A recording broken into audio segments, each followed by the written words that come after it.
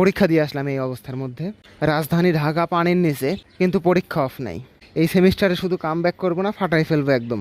যে অবস্থা, আমার মনে হয় তাতে সরকারিভাবে ঘোষণা আসা উচিত যে পরিস্থিতি স্বাভাবিক না হওয়া পর্যন্ত ক্লাস, পরীক্ষা, এমনকি সরকারি বেসরকারি প্রতিষ্ঠান পর্যন্ত সাময়িক বন্ধ রাখা উচিত।